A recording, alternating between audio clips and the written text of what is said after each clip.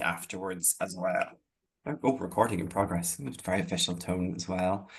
There's Mel on. Good morning, Mel. Right, I'm going to close that chat because that's going to be distracting. But I had a sort of thing to do, which was saying many different languages in terms of bonjour and what's the crack and y'all, hey y'all, and g'day mate, because I have a terrible accent that cut across Lisa as well and everybody out there. But that, my friends, is probably the most absolute worst world tour that you've ever had coming on to something. But it actually means that you're officially welcome wherever you're joining us from across the globe. I'm overwhelmed. I was just saying to Lisa, I cannot believe that 115 people registered for what is the first webinar series or podcast or whatever this shape may be as well. So whether you're sipping your flat white down in Melbourne or whether you're Kia ora to our New Zealanders that are on the call as well too. And also you could be nursing a pint of Guinness in Dublin because I think there's about 11 o'clock over there at the minute. And I've got some other UK friends Yeah. and colleagues, sector colleagues as well, so that have all joined us. But in all seriousness, as a Belfast boy who now calls Australia home, I do want to take a moment to acknowledge the traditional custodians of the land in which we're meeting today. For me, that's the Turrbal and Eugera lands here in Meanjin in Brisbane. Their stories, their knowledge, and their connection to this land stretch far beyond any of our passports and our accents.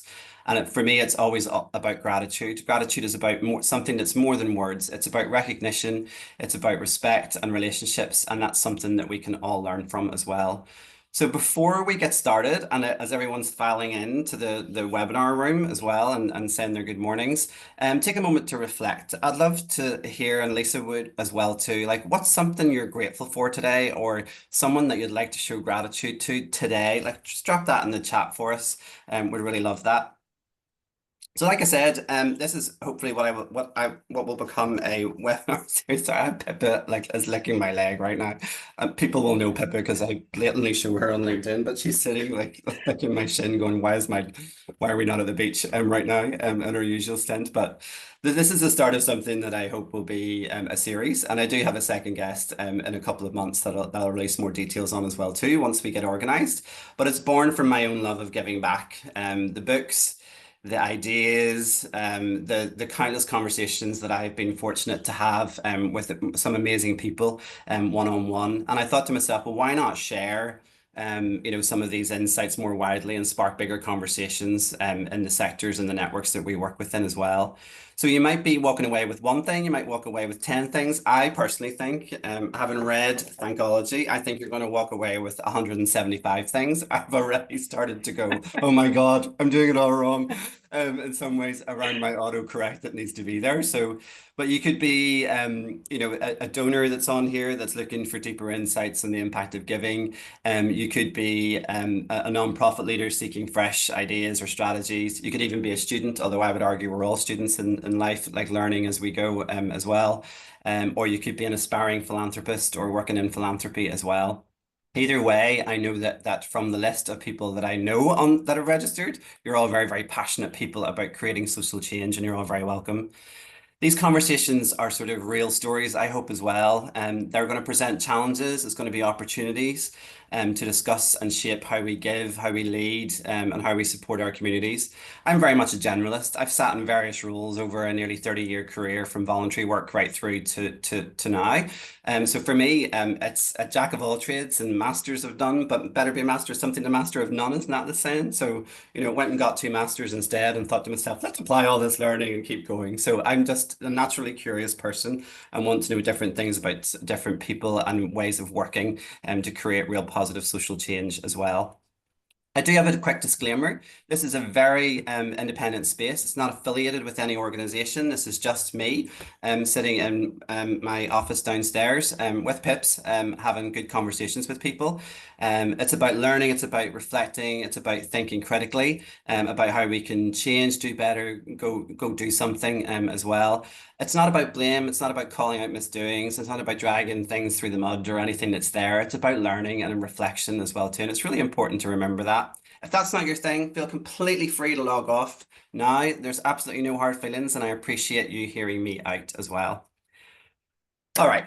So we're here today because we're focusing on something fundamental in the work that we do, and also I think in the lives that we lead as well, and that is gratitude. Now, I've been banging on to anyone that is within the circle around me, and some of them are here today, about gratitude and a culture of gratefulness in the work that we do when we talk about nonprofit.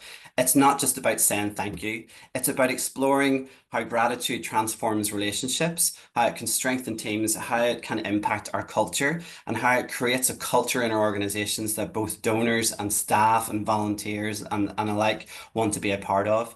And I couldn't think of a better person to have that conversation and grill away with questions than Lisa Sargent. Lisa, thank you so much for joining us. Thank Your you. bio is something else. You're a fundraising copywriter, you're a nonprofit author, donor communications expert, over 20 years in experience, working worldwide, and not biased at all about the Irish charities that you're working for, but big up Ireland and the UK. And you really are passionate about making words be good. Of course, in some ways that sounds like a bit of a dicky expression to use, but anyway, we'll use it anyway. Lisa, thanks so much for being here. It's my seriously my great honor to be here with everyone. Like I said to you before, like I'm very excited for this chance to talk with you. I love it. But Lisa, let's get started and get straight into the heart of it all. Your book, Thankology, what inspired you to write it? What was the aha moment that made you realize nonprofits needed a deeper conversation about gratitude?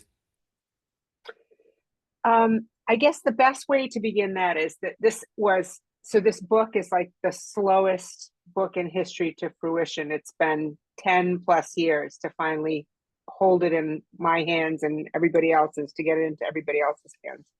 I worked for was a copywriter for a charity in the uh, Western United States, an animal welfare charity. They're massive. Right. And during that time, I would redo all the thank you letters across the board. Like it was like 20 or 30 thank you letters. They didn't do bespoke ones per appeal, but they did this 20 or 30 overhaul thank you letters every quarter. So I was writing a lot of thank you letters. And the reason that they started this was because they had um, been trained by Penelope Burke, who wrote Donor Centered Fundraising. And that was my introduction really to gratitude all this time ago, and like how important they place so much emphasis on it. And then when I was sort of finished up my gig there with them, I came out into kind of the real world, because it was like a full-time, it wasn't, I was a copywriter there, like a contract copywriter, but it was full-time really. So I came out into the real world, opened my eyes and was like, wait a minute, these thank you letters don't look anything like the thank you letters that I just got done writing. And I just saw at that organization how it changed the way people perceived their gift, the way people perceived their relationship with the organization. We had people come in and apply for jobs on the backs of thank you letters. Like it Oh, was just wow. amazing. They got the CEO got fan mail. And so that for me, and then so that was that CEO got combined fan with, mail. yeah, the CEO. Well, that has happened consistently. It's still happening to this day. The CEO gets letters back from donors. Like there's a page in the book there, and it's all people thanking you for the thank you letter that you sent them, Mm, because that's how rare it is. So, and later on, I'm sure we're going to get to this question, but like it's still rare today. Don't make the mm, mistake of thinking like it's all been done. It has not. So, and then at the same time, I read this article in the Chronicle of Philanthropy here, which was Adrienne Sargent talking about how if you can keep just one extra donor in 10, it increases the lifetime value of your donors by something like 200%. So yeah. those things together, I was like, wait, it's gratitude all Mm, over. Yeah. mm. Yeah, I love that. It's the personal experience that you're taking and then the research, of course. I mean, everything we try to Yep. do in the sector is evidence backed or evidence based. Yep. Like when you see Adrian and Jen Shang's work around some of the psychology of donor behavior, it's immense that you can't argue with the stats. If you do this, this will do this, this will do this. But I love how you've sort of taken all of those areas because we often see, like you're sort of describing, that gratitude can be framed as a bit of a transactional thing. Someone gives, we thank them, it's done. But in Thankology, you argue that gratitude is transformational. Can you unpack that for us a bit more? Yeah, well, so gratitude, I mean, we can talk about science right away because this is the best way to go about that. You want to talk about transformational. So so there were two researchers at the University of Chicago in 2018, Nicholas Epley and Amit Kumar, and they did this series of three experiments. And what they did was they had senders write gratitude letters to these recipients. And then before they told them the way recipients perceived the letters, they had the senders sort of predict how would this make people feel. And what senders predicted was that the thank you letters would make them feel awkward, the recipients feel awkward, and the thank you letters would not mean much to the recipients. Well, you know where I'm going to go with this. The senders were dead wrong on both counts because the recipients said that the letters meant a great deal to them and they didn't make them feel awkward at all. And the key ingredient was warmth of the letter.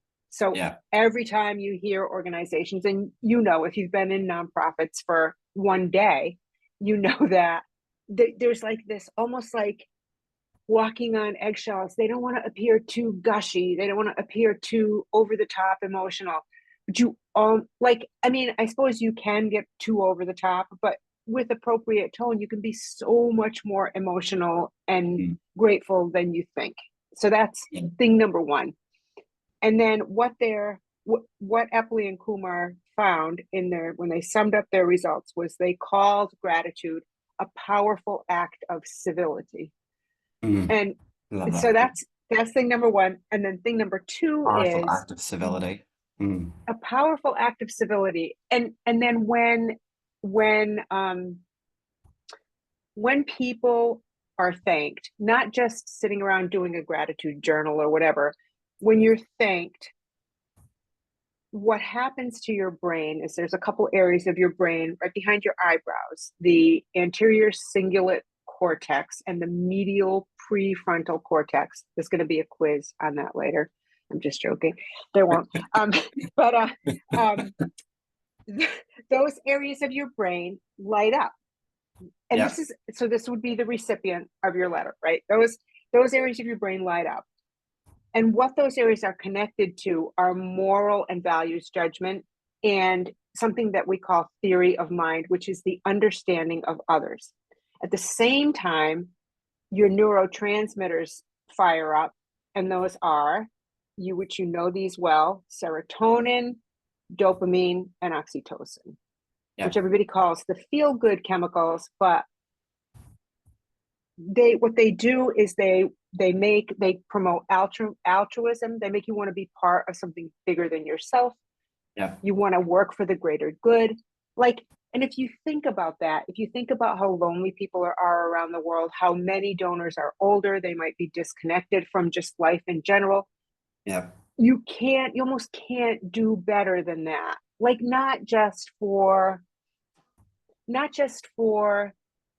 the aim of getting more gifts Yeah. back, not just for the aim of building retention, for people, for humanity. Like you cannot do better than that. Yeah. Transformational. That's what I mean. That's the thing, because I mean that's the science in the brain that you're talking about. It's the warm feeling, it's the warm and fuzzy. You get it every time. As soon as someone says something to you, like even had the opportunity last week to say thank you to a donor, but just in general conversation, and you can see they're genuinely taken aback by it. Just that they just go, "Oh, no, no, no, it's no problem. It's no problem." It's like it's not that it's a problem. I'm just sharing with you that I'm very, very grateful. Like I'm very grateful that you've chosen you've chosen us. You want to create a relationship, and that there's a particular area of our work that you're really, really invested in, kind of thing. Thank you, and you can just see their face going in some ways. But even with staff as Yeah. well too, staff and getting staff involved in that, and we're going to come on to that in a bit. But yeah, that's That's going to be something whenever we get to every level. It's not just the donor relationships. But one of my favorite takeaways in the book has been around that it's not just a donor engagement tool. Whenever we talk about gratitude, it's something that we embed into the organization's culture. And I'm really, really big on this at the minute, even in my own workplace, but also just, other nonprofits that I'm engaged with as well. Like, but why is it important for nonprofits to weave gratitude into every level of their work, just rather than just beyond, or not rather than, but beyond donor relationships? Can you tell us a little bit about some things that you've seen there and that sort of shift? Yeah. So do you mean like just like with staff and Yeah, just in terms of, everyone? when we have a culture of gratefulness, it's going to improve our culture within our workplace. So when we talk Mhm. about gratitude, why is it so important for nonprofits to weave gratitude into every level of their work beyond just donor communications? We know that it can sometimes be like a bit of a mask that we wear, but when it's part of the organization's DNA, it's when it becomes really truly powerful. I'm just curious about some examples where you've seen an organization that's really embraced that and seen the impact of it, that it's not just, oh, that's fundraising's job, they'll do that. Yeah. Yeah. I think that one of the ways to think about that is, um, if you think about fundraising, really almost everyone in the organization at heart is a fundraiser. Like if you're program staff, you're helping people, you're serving people, you're bringing back the stories, and you're and that culture of gratitude. What it does is it shifts everybody to realizing that it's not about, oh, we're just going to make I don't mean to sound crass, but like a quick buck off people who are going to donate or whatever, give or the kitten gets it kind of thing. You know what I mean? Yeah, yeah. That's not it's genuine human connection. And what we know, here's another thing, we'll go with philanthropic psychology, is we know that um the ingredients for well-being, for just Mm, well-being of all humans, three mm, of them are autonomy, competence, and connectedness. So when you yeah. think about weaving that culture of gratitude, that gratitude connects people together. And and if you anyone who answers the phone, anyone who deals with helping the people or whoever they serve, anyone anywhere, if you're grateful, it becomes like a way of being. So Mm, it's a kind of a way, in the way that you did at the beginning of this conversation, where you just take time to acknowledge people who've come before you, people who are you acknowledge the people who before, like, think about how faceless society has become. You've got mm. the socials, and you've got the this, and you've got the that, and everybody's comparing themselves to everybody else. But it's that moment where you can actually look at somebody and say, like, I see you, I see the good in you.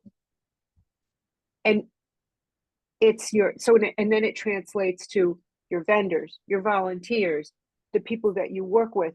And what we know, which not to, and I know you're going to get into this later, but what we know is the thanking is beneficial for everyone. We're facing huge burnout, huge attrition in the sector.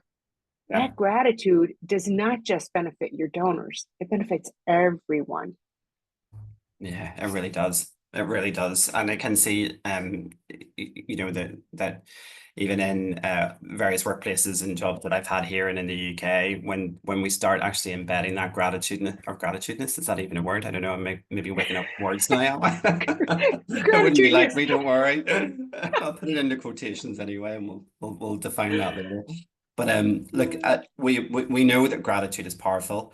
But let's talk about a challenge here a little. Gratitude fatigue. Sometimes it's even with the best intentions, we can get weighed down with it, with all of the time, all of the pressure, and even just the volume of people to thank. But what are some of the biggest obstacles that you see organizations face when it comes to keeping gratitude authentic? Well, I think, weirdly, the biggest challenge that I face is, and I don't face it so much anymore, obviously not since Thankology, because when people find me, they know that they're going to get the whole gratitude thing, that I come with the gratitude. That's just how it goes. Like, if I'm going to write an appeal, I'm going to write the thank you letter at the same time as the appeal. But so challenges, I think the first thing that we need to do across the whole world, nonprofits across the whole world, we have to convey the value of gratitude, like what we talked about just a minute ago, the transformational value of gratitude. Like there's an organization in the United States called Work Human, and they talk about gratitude in the workplace and how employee acknowledgement changes everything, just the same way that acknowledging supporters changes everything. And this, the CEO of Work Human, Eric Mosley, he has a quote called, and it says, "Gratitude changes the giver." And that's it. It's if we can get organizations to not buy into that, but to take it into their DNA, like you said, then that's the first challenge. Then the second challenge is if you're doing this at scale, there's all kinds of things that you can do to write a really warm, authentic thank you letter that doesn't start with "on behalf of the board of directors," la la la, like, and honestly, like, no shame if anybody's doing that, but there's a better way. Your work, and once people start seeing that and seeing what happens when that transforms, then your work is 90% of your work is done, because people understand it doesn't take that long, and you can send out a mail merge thank you letter that's still warm and beautiful, that still fits on one page. And do you know what I'm saying? Even if you're wearing 10,000 hats, you can still do good thanking. Yeah, it's so true. Even the "on behalf of" is a favorite of mine whenever I see that in letters. When I start in a different place. And again, no shame in doing it, but there's other ways. And even in the book, you reference opening sentences. You've got that list, and I think you added. This was your tweet, I think, wasn't it? I think that was the first time that I sort of got really hooked into some of the stuff that you were talking about as well. It was a tweet that you did that had the 10 opening sentences, and then it's become 30 in your book, because you've just went, whoa, let's get more in here. And it's that opening that matters, instead of just "on behalf of da da da da da da," because it becomes so transactional in spirit. Or words around things, when someone says, "Oh, have you sent their thank you receipt yet?" And you kind of go, "Oh, holy shit, it's a receipt. It's not a thank you. It's just a receipt. Yeah. It's a receipt for the purposes, yes, but the thank you, it needs to be in a different sort of way." Keeping that gratitude authentic. When I published a paper, not published, sorry, I wrote a paper as part of my studying at QUT University here, under the Australian Centre for Nonprofit or Philanthropy and Nonprofit Studies, ACPNS. And one of the papers I was lighting up was, how do we say thank you better? And I was curious now, like, how do we keep it authentic when we work in such an AI space? How do we keep that approach that we can, not be disingenuous but remain authentic, I guess. But yet we know that the productivity elements comes into it around AI as well. So have you seen sort of examples where that's been used? And Hemingway app is a great tool. Thank you for introducing me to that. But it's Yes. forever in my toolkit now. As well. I'm sure I'll share details of that later. But yeah, so I'm curious around how you think that that's a challenge for organizations, or have you seen organizations that have adopted really, really well to that? So I'm going to just share with you my own personal philosophy on this. Two things. Thing number one is, I don't use AI to write thank you letters, because I feel a donor, when they give, that's, for me, for want of a better phrase, generosity for me is kind of a sacred act, if you will. And I don't care if you're giving $15 US, I'm thinking, but I don't care if you're giving, because for that donor, it's a big gift. However they give, and they're giving to help somebody else in the world. They're giving to connect with your organization. So to me, a human hand should write the thank you. Just my philosophy. I'm not saying, because I know there's really great AI, thank you letters out there. But I would say, if you use AI to write your thank yous, a book like Thankology or the free thank you clinics that I did on Sophie, you can look there. If you don't want to buy the book, that's cool too. But just make sure you or whoever does the AI thanking knows the fundamentals, knows what a good thank you letter looks like. Because I just had this conversation a couple of days ago when I did a donor newsletter thing with Tom Ahern, and they were talking about AI. And I said, it's great if you use AI to spit out 25 or 30 headlines, but if you don't have deep expertise in what makes an effective headline, you might choose the wrong one. Yeah. And now that that's the end of the world, it's just, I don't want those fundamentals to be lost. So that you Mm. look at, like everybody was joking on a conversation I had about how AI loves to use the phrase beacon of hope. Thank you for being a beacon of hope. Like everybody's a beacon of hope. And they were joking about it. But that's what I mean about that. Like you have to know what, Is that how going to do I resonate say with it? your donor? Exactly what's going to resonate with your donors, what makes your organization unique, how you can make it sound like it's coming from a human. For me, my thank you letters will always come from a human and any organization that I write for. Yeah. But The that's donors that's the my donor take. segment is an interesting space as well, because the when we think about segmenting donors, we often think Mm-hmm, about, sort of age profile, giving levels, things like that, as opposed to, mm-hmm. what I'm sort of seeing and reading about recently is stuff around technical word, around how we're capturing the psychosocial factors of our donors, so as that we can speak to them in a way that matches where they're at. How do they think and feel and act, not just based on their age, their demographic, or where they're from.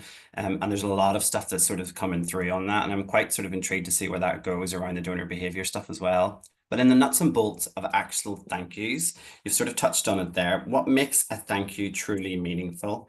And can you give us some examples around that? I'm sort of thinking as well how we scale that. Like if an organization has thousands of people to thank, how do we make that truly meaningful? What's your sort of take on that? What are the key So elements I think even? the first thing, I mean, in the book I talk about the building blocks of thanking, which is conveniently spells out the acronym thank you, THANKU, which is you thank the donor, you help them see how their gift is working, you ask them for something other than money. We'll talk about ask, no ask, I'm sure, and thank yous. That's right up there with on behalf of. I know now. I know our fellow like Moshianic fellow Australian Sean Triner. He's Right. big on ask and thanking. It's not. I just don't. So um, I think Sean and I did an article like a long time ago, like a duel, like ask no ask Right. side by side Okay. in the Okay. thanking. Pros, Yeah, cons, yeah, go kind of yeah, thing. yeah. It's like a Maybe like a cage match. that's a future So cast kind of thing. That could be something meaty to get into there for sure. that's it. That's it. So, but but let's see, where are we going now? I've completely lost my place. But we're talking about the We're talking ask about no like ask rule. we're equally caffeinated. We're talking about like what makes a thank you truly meaningful, There you go. and There you go. sort of like how do we scale that? If we've got thousands of donors, like how do we Right. maintain that personal touch without exhausting our teams? Thank you, thank you, thank you, thank you, thank you, kind of thing. But on the Got phone you. we're writing, that sort of thing. That's what I'm sort of leveling out there. Key elements, Yeah. personalization. You've So touched on impact that's there, but things like yep. that. Yep. Personalization. Obviously, you got to get your personalization in your data right. And then the paragraphs, the way that I have them set up is that there are key elements in the thank you letter which spell those which spell the word thank you. Thank you, help them see how their gift is working. You ask them for something other than money, like inviting them to a tour, inviting them to feed back to you, that kind of thing. You let Mm. them know when they're going to hear from you again, because that's another part of Adrian Sargent's research, which was when he talked about donor defection, he found that people said things like, well, I had no idea whether my gift worked, they had any, if I don't know if it was effective, I don't know what it did. Because why? Because nobody ever wrote Told me. back and told them that. um and so notify, and then you want to kindle warm feelings, of course. That's what helps make a thank you letter effective and warm. Um and when you do that, you want to do what I say: you thank the giver, not just the gift. So thank Mm. them. And you don't necessarily need to do deep research. You can just think about things that make people feel human, the best of what it means to be human. You can thank them for their generosity. You can thank them for the time that they took to give. You can thank them for their kindness, their compassion, their loyalty. There's a million things you can say thank you for that isn't just thank you for giving, $20 or whatever. Yeah. So that makes it effective. And then you want to let them know how they can contact you if they have questions. I always put that in my thank you letters. We think about, did you send their receipt? You said something like that. Hmm. You can for sure put the amount of the donation in there. Like my thank you letters, for want of thinking like it's got to be some great, fancy, authentic thing. And if you're a small organization, you can absolutely send like a card or a handwritten thing. That's lovely. But like a couple of the organizations I write for have, 50, 60, 70, 80,000 supporters. That Yeah. is not going to scale that well. So we do a gratitude pack once a year, a big a pack that's just devoted to thanking donors, comes with a lovely little mantle card. And that goes out to 50, 60, 70,000 donors. And then the thank you letters that I write, what I do is you have that base letter using the THANKU. You have that base letter, Yeah. which is a Word format. They can merge it. And then you can use variable paragraphs. So a monthly supporter gets a different paragraph that's put in there. Yeah. Somebody Yeah. who might be loyal, you have various, like you said, the psychosocial stuff or things that you might know about how long they've been giving. Those things can go into variable paragraphs. And it's Yeah. wonderful because it's easy to scale and it still reads well and it still feels warm. Yeah.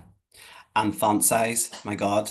Like we just talk about font size even in the letter and in the email kind of thing. And I know we haven't touched on phone calls, but they're just as powerful whenever we're on the phone. But font size is a big thing because it comes back to that bit of even, at the minute right now, some of our donors are in their 75, 80 years plus around things. And when some of them have degenerative eye conditions, it's just knowing that Mhm. because you've been in conversation with them and thinking about let's put this into accessible format. It's the little touches that they feel seen and they are, connected more because you've taken that authentic approach as well. And I Mhm. love in the book you talk about the different milestones and celebrating that. That's a really good tool.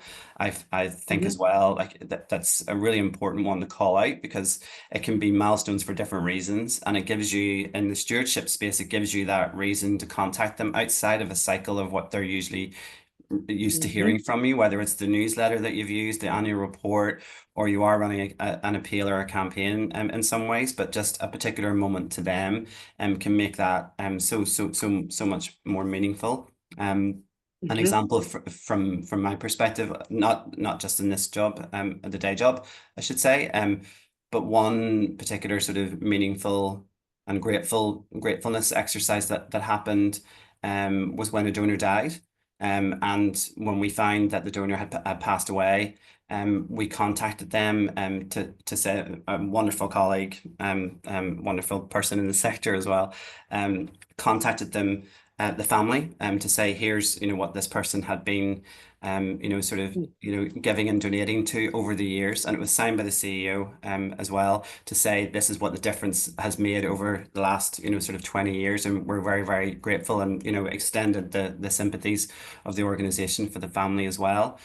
There wasn't an ask there, but for the sister of the family, they called and gave a five-figure donation in memory, right away from Mhm. that. And then also were really, really touched and took a lot of warmth from that note. As a fundraiser, that was the most beautiful and powerful thing to sit and hear. That in death and in a sad moment, that there's still opportunity to show that gratefulness to the family and that Mhm. they're taking warmth from that as well. It's a lovely example. My wonderful work colleague is an amazing human being that sort of created all of that, and I just thought that was a really, really solid example around things, especially some of the moments that you've described in the book as well too, which I'm not going to all of that right now. But Lisa, gratitude isn't just for donors. And I mean, I know we sort of said that before earlier on. It's a leadership tool. So Mhm. I'm really curious, just with organizations that you've worked with, or seen and observed. How does a leader's approach to gratitude, again, impact the entire culture? I know you've touched on this before, but a culture such a something that's really not talked about enough when we talk about effective leadership within nonprofits, from board right through the executive leadership teams to anyone who is a leader in the organization. And they're all leaders like they are fundraisers in my book. But I'm just conscious of sometimes it's easy to think of gratitude as a bit of a soft skill, but in reality, it becomes a leadership strategy because it builds trust across that ecosystem of your workplace. Have you any examples where you've seen that sort of, or can you share a story of leadership-driven gratitude from your experience? Yeah, I can share you. Actually, I printed up a couple because I want to. Let's see. Okay, so uh, this is an organization I've been working with for probably 5 or 6 years now, maybe more. Mhm. And the CEO, since we began, now I can't take full credit for this, but since we began really elevating gratitude to this new sort of status, which it well deserved, it always should have been there. But I think a lot of organizations, like we talked about, the challenges that they have, once CEOs start to see how things shift and how donors want to be involved and how meaningful giving is in their lives when it's acknowledged and nurtured. Mm. They and then they realize that what happens is when the thank you letters come in, or for instance, in an organization after the bombings in Gaza, um, we had supporters write back messages, and they flooded the organization with messages, and those messages went over to people who were working on the ground in Gaza. Mm. And the organization, a local partner that received those letters, sent back this gorgeous thank you letter, an open letter to the supporters. Now, there's no money. This is not a money thing. They sent prayers and well wishes. These Mm. people sent back and said, like, you're our strength. These words keep sustain us during this time. And it was just so beautiful. We put Wow. it in the donor newsletter and sent it to everyone. That's a whole side story. But when Mm. that gratitude comes through the organization and the CEO of this organization, what happened was we had done a piece in a newsletter that talked about how they work at a local level. It's a global organization, how they work at a local level with partners. And we phrased it in a different way about empowering the people that they serve, about listening fully to their stories, about treating them with dignity and respect, about not no white saviorism, if you will. Do you know what I mean? Beautiful. These are people with Yeah. lives who they don't want to be where they are.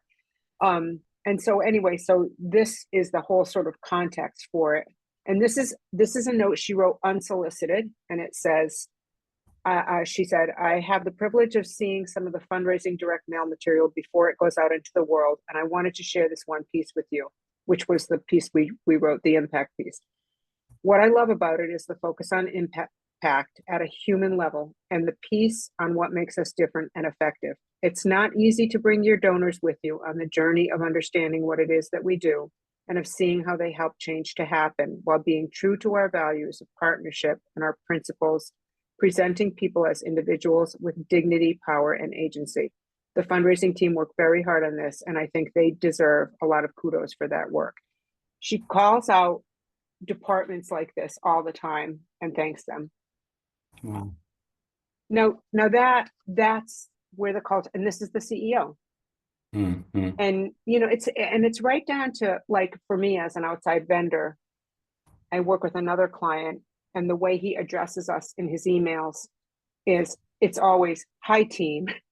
And Yeah, right. look, we're outside Mm. vendors, but just that is, it does not have to be huge. Mm. Thanks for your hard work. So glad to see Mm. you staying late. Like, find something. And I Mm. think for me, you just watch that flow throughout the organization to where Infectious, right? it doesn't take a lot, right? Mm. Yeah. It's infectious. That's the thing. Yeah. And I know that you've worked with like countless nonprofits, and I have to ask, what's the biggest mistake that you've seen when it comes to donor appreciation? What's the one, is there, there's one in there, I'm sure, that makes you want to grab the steering wheel and just kind of go, no, no, no, stop, stop, stop. Let's think about this in a different way, kind of thing, like, let's just Yeah, take a pause for a moment and let's regroup our thoughts. I think the ones that get me. So there was a couple. One story that I tell, they had a thank you letter that it was like it's ancient, dry as dust. People they have that, like that one. And again, no shame to anybody who has done this, but they had this one like dry as dust thank you letter that they hadn't changed since dinosaurs roamed the earth, and they kept sending it out, and the thing was outdated. And the phone number, what they said was like, well, if people call in, there's nobody here to answer the phone, so let's just let it go to a recording. And I'm like, no, please, no, don't do that. We need people answering the phone when donors call in. Like that for me, that was like cringeworthy. And they were well meaning. I think they just Yeah. didn't know what to say. And yeah, Yeah, just yeah. to change it. And if an organization, I mean, there'll be many, many other examples that are in there, but if an organization is sort of hearing this and thinking, oh no, we're doing that, where should they start fixing it? Where should they start thinking or fixing it? What's a quick fix now for a broader strategy around their practice that you think that they could get them started? And I'm going to take So some what I water. like It's to clearly I'm say, starting to gurgle. yes. What I like to say is just start. Like, pick one thing and start. So if you have that dry as dust acknowledgement letter, drag it out, let it see the light of day, take a look at it and say to yourself, okay, if this is the only letter we can send for the next 2 months, how can I make this letter the best it can be? And start with that. And then just keep going. Like, make sure that when you thank people, you do it warmly. And every time you send an appeal, take 30 minutes extra when that appeal is being written and draft a thank you letter and draft a variable paragraph if you have monthly supporters. It's that, literally, that's it. That's what I do. Yeah. And if you have an email, like if people are giving online, try to write a different thank you. I know you're like, oh God, here we go. You're giving me a whole other thing, right? But try to write a different one if you're able to communicate with them by post, or if you do it straight up online, and that's the only thank you they're going to get. Some people will get post, some people will get email. Then take that post thank you and repurpose it for email. Yeah. Yeah, that Look works. at little areas, and then this is a bit more ambitious, but I would add, if you can begin to think about a supporter newsletter, or if you have a sort of glossy kind of marketing impact report that you send a couple times a year, you Mhm. can start to make that transition to a grateful newsletter, because the virtuous cycle: ask, thank, report back. You have to let people know what they did, Yeah, what you did with their donations. it's a big part. It's all about the connection, like you described, the connectedness Yep. into an organization. Why am I supporting this organization? What's the achievements of the organization? What's the impact of it, as well? So Yeah. it's absolutely crucial, and there'll probably be something around impact and impact stories that I'll be looking at for the future um episode. Shall I call it an episode? I don't know. Yeah. Discussion, conversation, with as well. So, um, Lisa, there's so many resources, and Thankology is definitely a must read. I love the fact that Ken Burnett, who's here at the moment in Australia and possibly online for this as well, he's Yes. certainly registered, so he's doing his tour at the moment. Fortunately, I'm not Ken, if getting you're to it because I here. fly out. Yes, hello, Ken, if you're online. I can't see whether you are or not, but. I'm Um, waving. and I think he's actually in Brisbane tomorrow. But anyway, and he did the foreword, and I love the fact that he used an old advert that I remember as a kid as well. But the book has a lot of references in it, as well. And I know that you've done a lot of stuff with Sophie and a lot of resources there. But in the Mhm. immediate part, any other sort of resources that you think might be useful for people that are listening now, that your go-to at the minute? Because I know things change. Yeah. So, I mean, we did just do Jen Shang and the recording it's like $90 US though. So I'm not sure if that's like too dear, but we did a webinar for the Chronicle of Philanthropy, which was called The Yeah. Psychology of Thanking Donors Well. And what we did was we sort of brought in Jen's work on love, which people who see it are going to go, oh, this is like way over the top. But what we did was we took thank you letters that I had written. Some of them are in the book, some of them are not. And we sort of broke down the various types of love in Yeah. gratitude letters, which was really cool and a great joy. So I can send you the link if you want. You can That'll buy be the cool. recording. Yeah. So there's that. And then obviously Sophie is free for anybody. I'm trying to think what else. I guess that's where I'd start. There's not really, Penelope Burke's donor-centered That'll be fundraising. great. It's like Yeah. 20 something years old, but honestly, the stuff still holds true. So, That is relevant today, very much so. I'm going to open, yep, before we sort of close and get into final thoughts, I'm going to open up and get a few questions from the audience. If you can type your question in the Q&A, and if I can figure out sure. how to open the Q&A, I'll be able to see what the Oh, questions are. Oh, we've got one. Paul Mendham from Next Sense. What's the place of please in charity writing? I seem to have to add it to most draft copy I read because it is so often missing. Why do so many people want to avoid the word please? in thank yous or appeals? Are we talking about appeals? It doesn't Must be specify, but appeals. I'll probably say in both thank you or appeals. Yeah. What's the place of please in charity writing? Paul's saying he seems to have to add it to most draft copy I read because it's so often missing. Why are people not saying please in their copy? What's that about? I say please all over the place. I don't know. Actually, I just wrote a digital campaign for Myanmar earthquake survivors. And I mean, it's right up there on the website banner.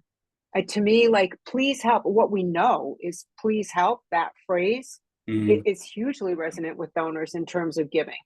You mm, know, because why would you not say please? Like I'm with Paul. Like I'm almost, when I see just give now, like sometimes you should say it, but you have to kind of have that relationship with people first. Like, please give if you can. I say that too, which maybe people are like, yep, wow, that's way too wishy-washy. But I just feel like people aren't always able to give. If we talk about appeals, and then just, I know we're talking about gratitude, but just one more thing about that, the yep. psychology of that. When you Psychology, give, please. right, it's autonomy, right? Because people should have agency over their own lives and should have choice. So what we always say at the end, or I say in appeals, is if you're not able to give today, you're always part of our family and we're here for you anytime you need us, or Yeah, like some little statement like that. yeah. If you can help, that's amazing. Yeah. So, And that's and to that's another, everybody. That's to everybody. Like it doesn't matter the big yep, amount, the small amount, or the fact that you've given time, whatever it is. yep, it's so crucially important. We've another yep, few questions just as coming into the chat rather than the Q&A, which sure. is totally fine. Ruth Knight. Oh, Ruth, hi Ruth. Ruth would have loved that conversation and culture. Ruth Knight's part of ACPNS. Dr. Ruth Knight, I think you're with Yolari Foundation now. Anyway, Ruth has asked a question. Who is the best person to say thank you? Should we be getting more people involved across the organization? Yes. Ruth. Okay. So, for me, thank you letters come from the top, and we usually have the CEO sign thank yous. That being said, if it's somebody who's had like a major donor, for example, and they have a relationship with a board member or something like that, Hmm. or major donor portfolio, I hate that word, but Yeah. that person might want to send a card. But I like to always have that thank you letter from the CEO. The other time that might change is if you did an appeal where you had, say, your head of programs somewhere else, or somebody who works in a different part of the organization, the head of your, I don't know, I'm thinking of an organization that helped children with severe sight loss. And the preschool, she was the preschool teacher, and she signed an appeal one time. So she signed the thank you. Yeah. Um, yeah, and or volunteers, sometimes they'll sign like en masse, hand sign things. You can do that, but I do like the main thank you to come from the top. Yeah. Very good. Good question as well. Excellent When question. sending, we've got one from Sean Dostal. Sean's from the Leprosy Mission and the Leprosy Mission Australia. When sending Yep. a handwritten thank you card to key supporters, I usually include my business card, which includes my mobile number. Good practice, bad practice? Question mark. You know, to key Mm, supporters. the Okay, key so supporters. I don't think that's necessarily bad.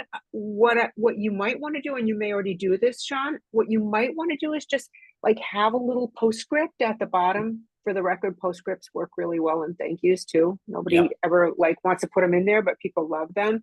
But you can put a little PS. I've enclosed my business card. Should you ever need to reach me, like give it a little context so it has some gravitas and exclusivity to it.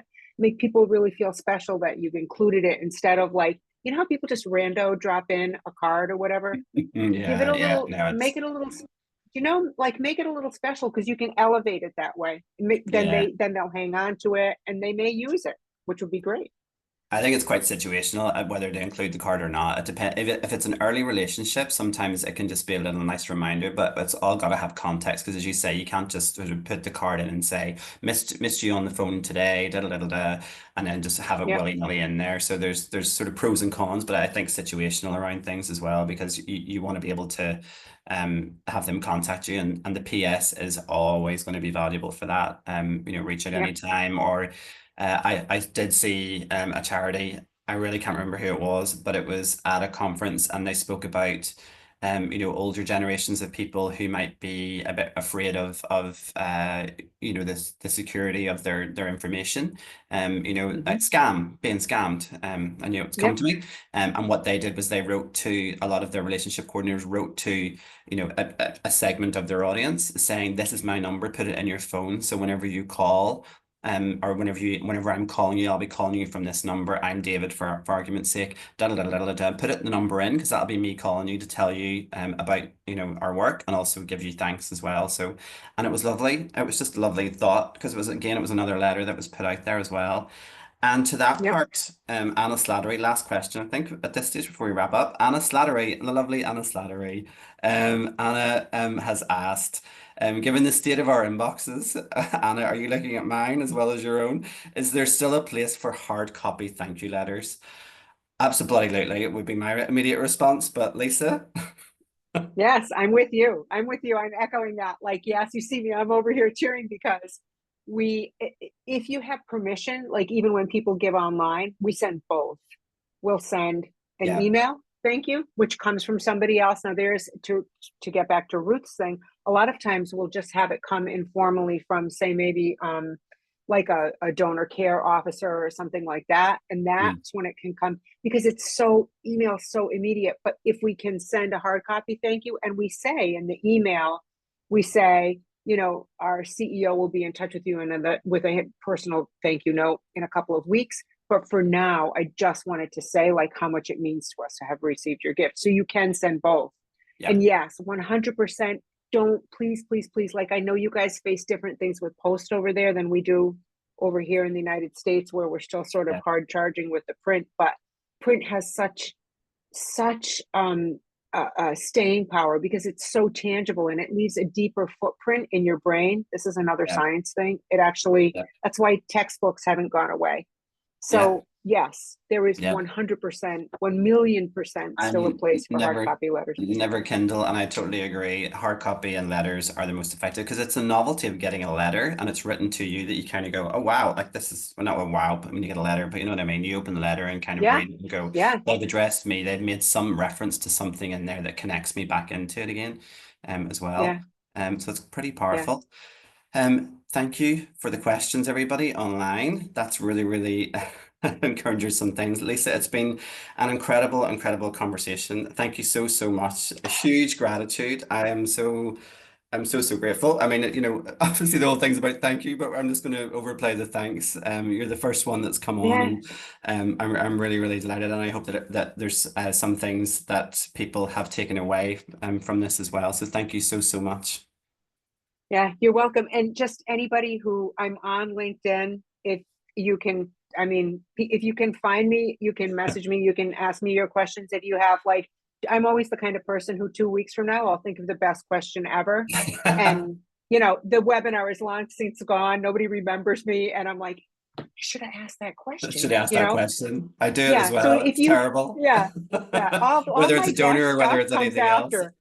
Yep, exactly. So feel free, like really, you can just message me or you can email me. And I'll answer if I have it, and if I don't, I'll try to find it. So Yeah, no, I love that. Thank you so much. The whole recording will go out to everyone as well. So there'll be other people. I think we had about 40, 45 or so at peak whenever they joined us. But as I say, 115 registered that are a lot of them were querying about getting the link in the recording, which I'd said I'd send to them as well. So there probably will be people that'll take you up on that offer and you'll be like, what?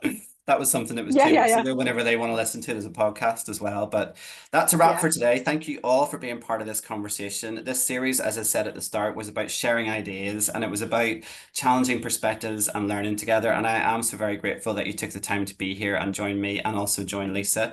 As I mentioned at the start, this is something I hope will grow. It's being shaped by the insights and experiences that we all can bring to the table. And as I say, hopefully there'll be more information coming from me soon. I have done an evaluation form. If there's no data, it didn't happen, right? In some ways. So, ever the closet researcher academic in my head, we've got to get the data in as well. So I'm going to put that link in the evaluation survey out. Everyone will get a follow-up email from me as well, too. So until next time, keep thinking, keep questioning, and keep finding ways to do good. And much love to you all, and much love to you as well, too, Lisa. Thank you so, so much. Take care, everybody. yeah. Have a And good thank day. you right back. Bye, Bye. everybody. Bye.